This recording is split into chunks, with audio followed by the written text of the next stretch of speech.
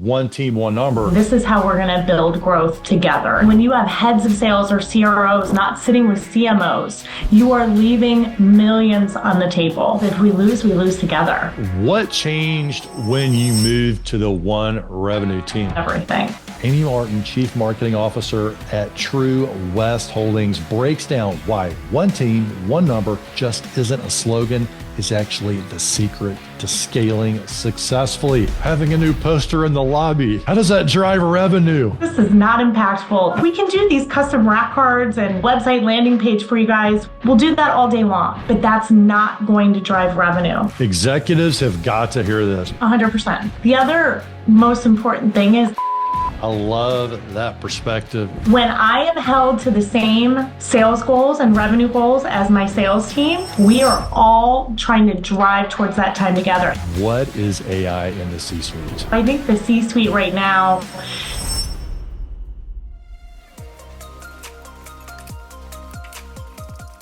Welcome back to Lead the Team, where you discover CEO-tested tools and strategies to lead your team better. I'm your host, Ben Fanning, and what if the single biggest reason your company is actually missing revenue is because your teams are actually chasing different numbers? Amy Martin, Chief Marketing Officer at TruWest Holdings, breaks down why one team, one number just isn't a slogan. It's actually the secret to scaling successfully. You'll also find so many practical ways to use this to drive alignment throughout your organization, build trust, and achieve synergy across functions. Enjoy. Why is one team, one number so vital for leaders? this has kind of been my mantra for the past, I would say, 5 or 6 years, right? So the one thing that I realized, so I started most of my career in B2C, right? D2C marketing. So the marketing team in the B2C setting usually is the sales team. So making sure that marketing and kind of sales are aligned is innate and super easy to do, right? It doesn't mean that the leadership aligns with it, but you don't have the friction between the teams. And so when I cross over to the B2B side, which was exceptionally exciting, I quickly realized what a massive gap there tended to be between sales and marketing. And whether that is a gap in how they look at success, mistrust, a ton of mistrust between those fields. And really, no one was speaking the same language, right? Outside of some of the typical MQL, SQL jargon that happens in the kind of sales and marketing field that I'm not a huge believer in. I don't think it measures success. And so when I was able to really take a step back, I realized that if we wanted to create powerful teams that align at the sales and marketing level, we had to be judged and measured on the same numbers. And so for me, the simplest way to think of it is measure me on revenue the same way you measure sales. And so with that, when I start to build marketing and sales enablement teams, I talk about a one revenue team, that anybody that is supporting sales and anybody that's on sales, we're all driving towards the same number for success. That way it kind of alleviates the, I think, misalignment in how we talk about what we're here to do and what we're supposed to be accomplishing together. What is the worst cost of this misalignment? Is it missed revenue or mistrust? Ooh, both so important, but I would say mistrust. So you can have really powerful marketing teams that are doing great things for a sales organization and for an overall company, right?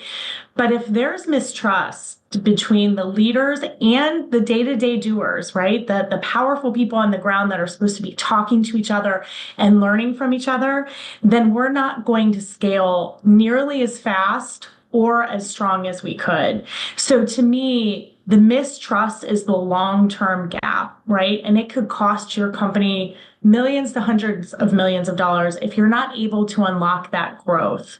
And that growth really only Mm. comes from marketing and sales people sitting together, being in customer conversations together, traveling together, being at trade shows and conferences together, hearing that message, talking to each other about what it means, and iterating and getting better. Mm. And that's what I believe. I believe when you have marketing teams that sit far away from sales, when you have sales representatives that are not speaking to your marketing ops and your brands people, and when you have heads of sales or CROs not sitting with CMOs, you are leaving millions on the table, because it's the power of us coming together that builds a powerful brand that makes your customers want to buy and trust you. Yeah, leaders out there, you're probably seeing this today. You duplicate effort. Why do organizations function this way? Like, what about, and I'm not even speaking about just marketing and sales. I mean, in general, different groups of the company don't work together well. And we're all on the same team, sort of, right? We're all working for a company mission, but why does this exist? Well, I think at the end of the day, if your customer is not at the core of every leadership conversation you're having, whether it's decisions about how to hire, how to spend, what technologies to invest in, acquisition, anything that really affects the business, if you're not bringing the customer into the conversation about what will this do for our customers, Mm. how will this make their lives easier, erase their pain points, then you have misalignment across the board at the C-suite, because then you start operating in silos. The Mm. centralized point, I think, of every senior leadership team has to be the customer. It has to be. If your teams are not rowing together in alignment, whose fault is it? At the end of the day, it's the CEO's fault. At the end of the day, my CEO is going to be like, Amy, but Oh, yeah, and he's phenomenal about this. So it's never my current company. This is not an issue, because we are the most customer centric company I've ever worked for. Everything we do relies kind of on that customer. mm, But at the end of the day, it's the C-suite's fault if you're not rowing in the same direction. And I have to be held accountable mm. if my senior leadership team doesn't understand the value that I bring. You should walk me out. You should walk me out, Whew. hands down. That is accountability. That Yeah. is definitely go. All right. So you have navigated this multiple times and you're in a holding company, right? So you're probably navigating this from an additional level of complexity because you're working with individual businesses and then you're also trying to get the businesses to work together, at least to some degree. 100%. When Yep. you come in and you see this situation where people aren't rowing in the same direction, functions, or people working in silos, what's the first step or a question that leaders should be asking to start to get this kind of better alignment? I think, what does success look like for your department? Right. So Hmm. when I first started, like you said, it's a holding company. So we support portfolio companies. There were marketing leaders among each portfolio company. And when I came on and realized kind of the genetic makeup of them all and the cross-sell capability across the different Hmm. portfolios, I immediately centralized the marketing team and kind of built an agency model. Because Okay. if not, again, the marketers were going to be very focused on kind of their individual company. And then we were going to be duplicating costs, whether it's tech stack, AI investment, content, all of that. The cost redundancy was going to be off the chart. So I centralized the team. So I kind of got to start over, which is what I like to do. I'm Hmm. a builder Hmm. by nature, and I love to build teams from the ground up. So, and then I started it off by meeting with my sales leaders and said, what does success look like for you guys? Let's talk about revenue, but what else is important? Okay. And then as I built my centralized kind of agency, as we call it here, we started getting alignment meetings with the sales heads and then going to our CEO and senior leadership team and saying, this is how we're going to build growth together. And then I introduced the one revenue model. So I kind of did it in phases. So I think if you come in to an organization and kind of rip the Band-Aid off and say, hey, we're going to start talking about revenue and not MQLs and not lead generation and not this, you get that kind of whiplash. So we had to do it slowly, but within 6 months, we had everybody rowing in the same direction. So, what changed when you moved to the one revenue team? Like, do you have an example of maybe of a part? Hey, it used to be like this, and then we graduated to this other model, and this is what it looked like afterwards. Yeah, so the nerdiest way I can tell you is so I also am an Asana junkie, right? So we Okay. use Asana Yes. to measure every single thing that we do. And so when I centralized the company, what I did is I created an internal request to work for Hmm. marketing, work with marketing. And everybody at all of the holding companies, including the C-suite, maybe not my CEO, had to fill out that form if they wanted to work with us. And that form was not because, hey, our time is way more precious than yours. It was because I wanted to track it, right? And I Ah, wanted to okay. get the trends of what are you coming to marketing for? And is it meaningful? Hmm. And what I saw over kind of the first 3 months of instituting this is, hey, can I have this rack card or can you help me create this one pager for a customer meeting? Those were some Hmm. of the, can you create some signage for the lobby? We have a guest coming in. And after a couple of months, I was like, oh dear, this is not impactful. How This does is that not drive powerful. revenue? Having a new poster in the lobby. Right. And so what I was able to Oh, do was then go to my CRO and my leadership team and say, listen to me, this is how we can be working with you. hmm. We could be building customized customer pitch decks and stories and narratives and videos that help you Yes. sell and help you reach more Yes. customers. We Yep. can be aggregating data and helping you measure sales velocity and determine which, prospects within our CRM are the most likely to close the fastest. And I was going through all of the ways that we can be a powerful partner for the organization to drive growth. And I said, look, we can do these custom rack cards and a website landing page for you guys. We'll do that all day long, but Hmm. that's not going to drive revenue. And so I would go and sit with them and sit with my sales leaders and say, how do you think you could use me and my team in order to close more, close faster, and be more invaluable to our customers? And over time, the first couple conversations were rough, right? Because people have that mindset of what marketing is. And then once we started talking to them about real business metrics, about them hitting their quotas and their goals, about expanding, land and expand in with customers. Once you get in there, Love it. how can we go Yes. deeper and wider? Then the lever started moving and we started doing really powerful things together. Executives have got to hear this because when they hear how we started this off with one team, one number, it sounds a little bit like you're coming in and you're like, y'all, like you're misaligned, you're all fragmented, and now we're going to have one numbers and you're going to go hit it. No, your approach is, wait, the first thing we're going to do is we're going to go listen to the leaders and what their definition of success is. Because if you give them one number, but they can't trace that back and you can't really trace it back for them and tell it in words that really resonate with them, then you're not going to get the alignment to the one number. You got to understand their definition of success. And I loved how you went the extra mile and said, well, what do you think marketing is?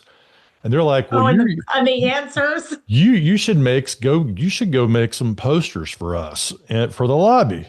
And you're like, wait a minute, how in the world is that getting? So it helps you really understand. It reminds me of one of the 7 habits from Stephen Covey: seek to understand, then be understood. And I just want to, I hope the leaders are walking away from this saying, okay, it is one number that creates the alignment, but I got to understand the people and their groups that I'm aligning before I get to that higher level goal. Look, the other most important thing is if we lose together, right? They had to Hmm. understand that. I think a lot of times sales teams thinks marketing gets a pass. right? Because their numbers are related to lead Yeah. gen and marketers can always This, say, right, this is why I hate those MQL, SQL, marketing qualified yes, leads, yes, sales because qualified leads, salespeople are like, well, we have all the accountability. Marketing's just putting out everything out there and saying they're supporting us. right? But Or saying these are qualified leads, and I'm trying to say, no, they're not. And yeah, so when there's that ambiguity, you can blame, right? You can blame each other and point fingers. When yes, I am held to the same sales goals and revenue goals as my sales team, nobody's blaming us. We are all trying to drive towards yeah, that time together. And what we saw over time, yeah, Ben, was to me every day, it's why I love to come in, is I'm in probably 3 to 4 customer meetings or pitches or quarterly business reviews a week because that's how valuable our sales team sees us to hear what our customers are saying. that's What are we promising. known for? Yeah, what are we Yeah, known for? Where are we failing? And when you think about your value proposition and your brand and how authentic it has to be, it should be driven by what the customer thinks of you, not the CEO, not the leadership team, not the head of sales, not the head of marketing. It's what the customer says about you is true. And so if hmm I'm in hmm there and my team are sitting side by side with sales representatives that are going out and selling to these multi-million-dollar organizations, and they're saying, hey, we love this about you, but hey, this is where we struggle. That is invaluable information that we yes. can build off of our brand, make it stronger, make it better, hold up a mirror, challenge our leadership team to fix it, and to say, if we want to grow, these are the areas. So, it really empowers the marketing team to be a source of truth and to really own what that customer So good. narrative is. So Yeah, good. So CEOs listening right now, if you brought up a meeting of one of your reports, so let's say you brought up a meeting, and it's a meeting maybe the chief marketing officer has scheduled, or your chief sales officer, chief revenue officer scheduled. Are those meetings cross-functional? Are there other functions getting in? Like you were like the sales teams inviting sales teams, inviting marketing to attend major customer meetings. To me, that's a sign of alignment and that you're working towards the same thing. If you go to a like if you look at your meeting invitation to a multi-million dollar customer and there's only salespeople going, it might be a sign that there's not alignment. Uh, that's and, and right. and this could happen. I mean, like finance, IT. Are your meetings truly cross-functional, or are they just echo chambers, working towards this Right. goal? And when you have that, and by the way, I love our sales team, but when you have 1 to 3 sales team members in that, to your point, it's an echo chamber, right? Some of it they'll share, some of it they won't, some of Hmm. it they'll think is important, some of it they won't. But that's why when you ask me what was the biggest kind of outcome is, or the detriment to not having this, is misalignment, because is the trust factor. Because Hmm. if sales did not trust my team and did not trust me, they would never put me in front of their customer, ever, Yeah. because that's their They, livelihood, right? That's how they make their money. They're on hmm quotas, right? So for them to say, oh, I want Amy in that meeting, or I want Chris, or I want Riley from my team in all these meetings, it's because there's inherent trust that we built over time by saying, we are in this with you. Yeah. Yeah. Everyone talks about trust with the customer, and then they may talk about it. Hey, I need to have trust between me and my team, but it feels like it never gets mentioned. Oh, our group inside the company needs to do a better job of building trust with other functions inside the organization so we can work better. And I That's love this right. goes back to whose fault is it if it's not happening? It ultimately goes back to the C-suite. And so you Absolutely. gotta really work hard on it. Now, I know that you're a big advocate of servant leadership, Yeah. which I think most people know what it is, but maybe if you could explain a little bit about that. But I'm also curious about life before servant leadership mindset and life Sure. after for you and your teams, and what's been the biggest difference there? Yeah, and I kind of had a moment about this a couple years ago because, post, gosh, maybe about 8 or 9 years ago, I was mostly agency, right? So I grew up in agencies, working in marketing agencies like Leo Burnett or Euro, RSCG, Yeah. international agencies as well. And so when you're a part of an agency team, it's very different, right? You manage some people, but it's not in the way that it is in-house. And so when Hmm. I started to move to in-house and coming inside companies, and I've worked at some startups and now some mid-size and large companies, the team dynamic is very different. And so agencies tend to be very competitive. If the agency is not doing well, you immediately kind of cut teams, and it's a different environment. By the way, I love agency life, but I wouldn't say that I truly understood the management power and accountability I had to have when I was inside an agency. And then when I came in-house and started managing at my last company, which was a huge startup in New York, by the time I left, we had 42 people on my marketing team.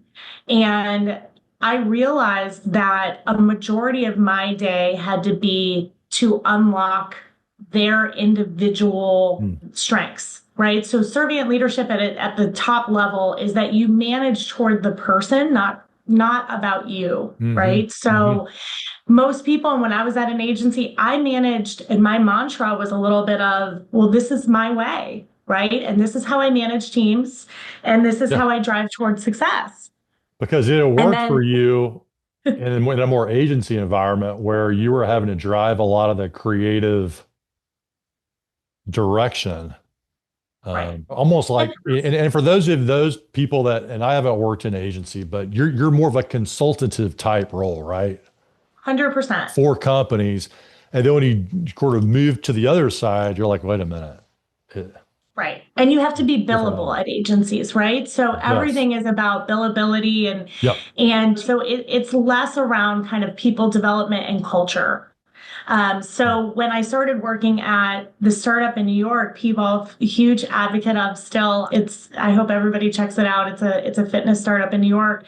And we were growing the marketing team to the biggest department within the organization.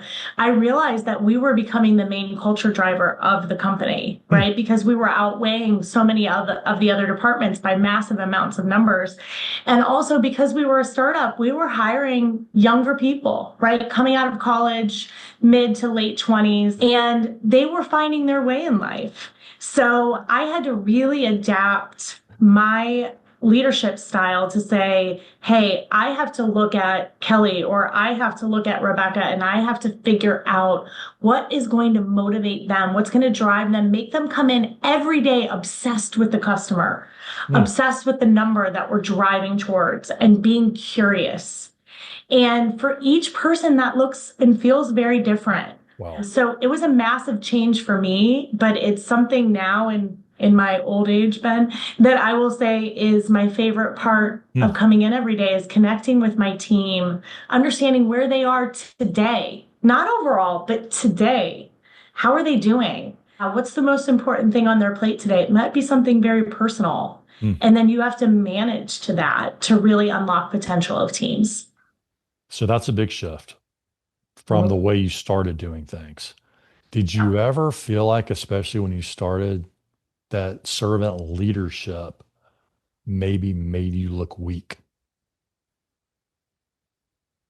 Yes, in a sense of it takes so much more time, right? Hmm. So when you look at your time allotment, and I hear different leaders have different mindsets on all of this, and there's no right or wrong to leadership, right? It's a style. It really is what Hmm. works for you. But I know a ton of leaders that focus on their top performers, right? And they let their top performers manage down and kind of figure that out. But where I always struggled was how much of my time was going towards people management and whether or not maybe that word weak is something that maybe crossed my mind and I didn't even know it. And that was hard for me because I was so used to being obsessed with the business and the business numbers. And then all of a sudden, when you have a 42-person team, you still have to be obsessed with that, but so much of your time goes to developing your people. And so I Yeah, do you're think that that was a challenge for me. because Yeah. you're sort of like a general. Like, I'm not saying you were, but like when you're an agency, you're like, okay, we've got this, we've got the customer, we need to go tackled, like take the hill. Like I'm thinking like from a military standpoint, and all of a sudden you're talking about, well, I need to listen. They're on their own career journey. I need to find out about them. And that that's a big shift. It sounds like it was effective, but I hope it's effective. It's and what it allows you to do, and in the most, I think, straightforward way, is it allows you to understand who you have to fight for hmm, and who you have to support in moving on. Right. So there okay, are times okay, that people come in and say, hey, it's my time to go.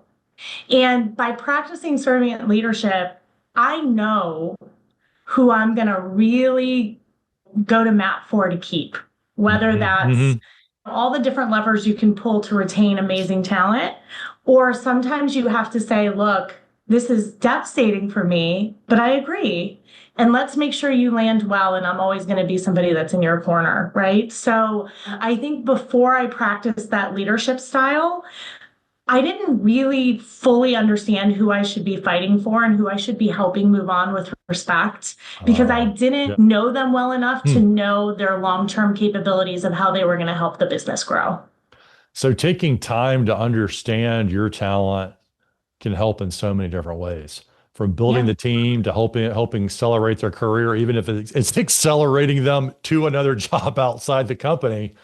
And with Yes. you, and I mean, leaders know this. You only have so much like merit pool at the end of the year, or things you can do, and if you spread them out entirely, they get diluted, and it's hard to retain people, especially your That's high right. performers. So, kind of understanding where people are in their career trajectory can help you be a better steward and make better investments with that kind of money Well, and let me moving tell forward. you, the biggest long-term value of this type of leadership style is your network, right? And if you Hmm. follow me on LinkedIn or anything that I do, I'm always talking about the power of my network. My Yes, network has yes. gotten me exactly where I am today. And the way I always look at it is I am not exaggerating when I say there are probably at least 45 people that I am still in touch with that I have managed at one point or another because I have treated them with respect either way, whether or not they had to leave and they wanted to leave on their own, or it was a decision that I had to make. And these are people that I deeply care about, and we stay connected. And when I can go back to some of those high performers and bring them with me, I do. I have 4 people at my current company right now that have worked for me in the past. And when I That see an opportunity to bring them on, I do it because I know them inside and out, and they know me and they know what we're capable of doing together. that's a very important, I think, executive mindset for people to have. When you are hired into a company, a lot of times the expectations are that you're going to be able to bring in extremely sharp talent. And they're not just Yeah. hiring you, they're hiring your network. And Amy's, I mean, you can follow Amy on LinkedIn, but you can tell she's really invested in that network. And so when you hire Amy, you're getting Amy's network. I think a lot of people can really benefit from that mindset, especially for leaders who've kind of thought LinkedIn was just sort of like a toy or just like a publishing platform. There's so much more there to do. We don't have a ton of time left, but you mentioned, and we had talked about this, about generational differences in the workplace. I know that you've led teams that have people from lots of different generations. And I'm curious, is there a generational clash that's maybe happened on your team in the past or that you've seen that changed how you approach your career or your leadership style? Every day, right? So Generational generational clash every clash day. is Oh, legit every day. And that's because what drives different generations is very different. And so that's why, again, going back to kind of my leadership style, my job is to make sure that a person is understanding where the other person is coming from.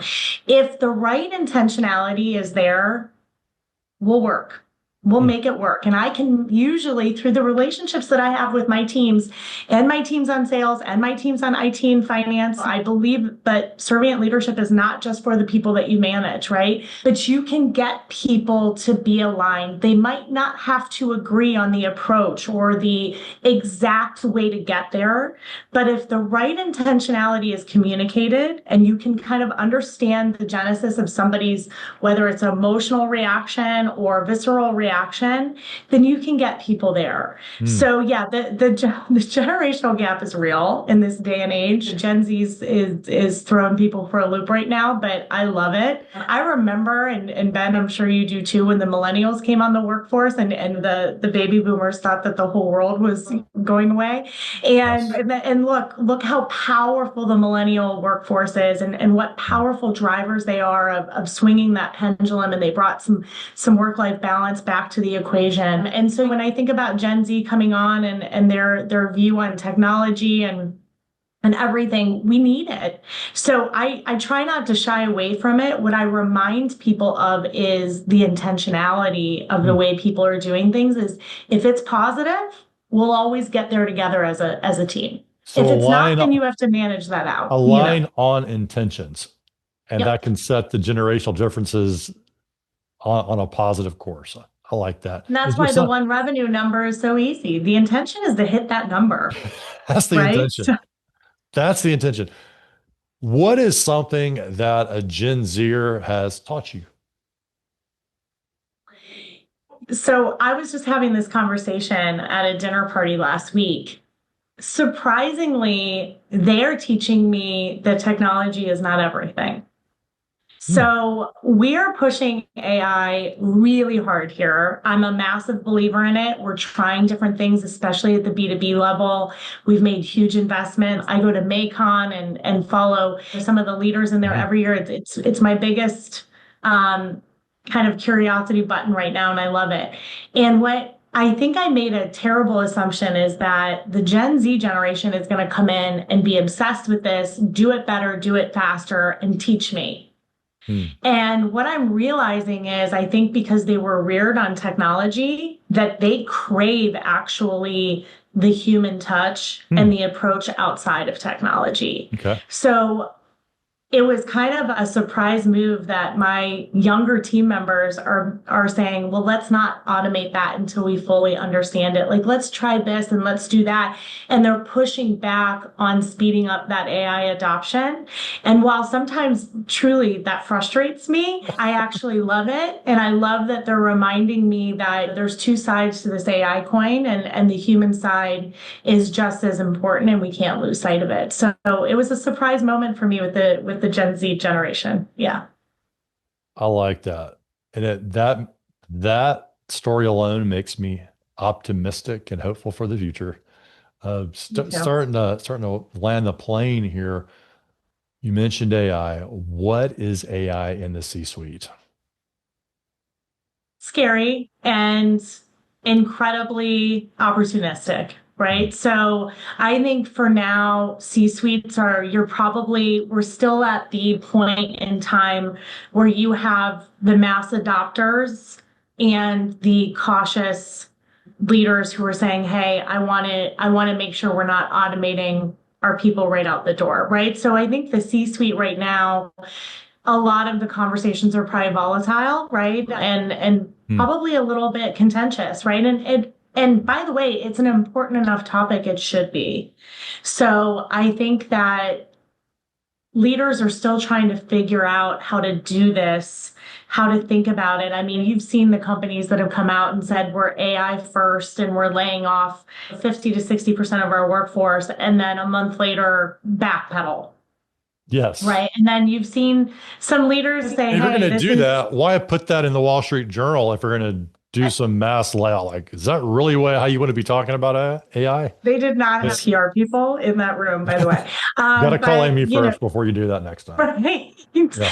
But and then you have groups that are probably a little more conservative and are probably going to cost you money by slowing it down. So I think leadership teams are probably just trying to find that middle ground where they can make investments. And by the way, these are investments in innovation and growth, and really determine in what are the dollars that you're going to put behind this, and what are the results that you're expecting to see. And I think the companies that aren't putting a process in place of how to measure that and how to report on that, either weekly or monthly, we report on it Hmm. every week about the investments we're making in AI and what that translates to ROI, whether it's time, whether it's revenue, whether it's people. And if you're not having those honest conversations, I think that you're going to be behind the ball quite a bit starting in 2026. Last question. How has AI changed how you lead? I think it's such an empowerment tool of kind of leveling the playing field, right? So when I look at my team that has to be obsessed with the customer, but also has to understand every facet of every company that we support, that's a lot. I'm in a lot of meetings with senior leaders where I know what's going on, or I'm able to kind of absorb what's happening in the industry because I'm Hmm. a lot older.